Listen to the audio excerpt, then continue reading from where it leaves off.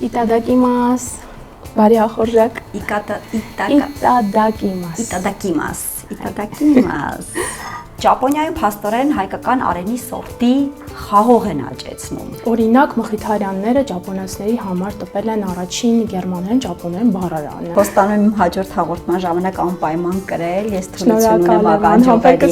հանդեպ։ Ես հասկացա, որ մենք մշակութային կորուստ ենք ունեցել, ինչ-ինչ իրողություններից ելնելով մոտ 100 տարվա բաց է մնացել, մարգարիտը կրելու մշակույթը մեզանում վերացել է։ Մեր օրինակ հարևանները, որևէ այդպիսի խորը բան չունենալով, վերցնում են մի փոքրիկ այսպես հենման կետ գիտական եւ այդ ամենը այնքան են զարգացնում, ուռճացնում հաճախ։ Իսկ մենք հակառակը։ Մարգարիտը կարող է պատմել Հայաստանի բազմադարյա ոսկերչության մասին եւ ես հուսամ, որ Աստված կտա ինձ այնքան ուժ, որ ես կարողանամ հայ ոսկերչության պատմության մասին իմ գիրքը ավարտին հասցնել։ Ասում եմ, որ ես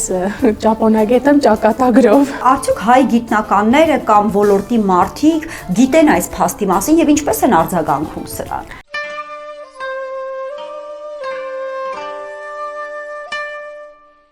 Հաղորդման գլխավոր գործընկեր Valan Group,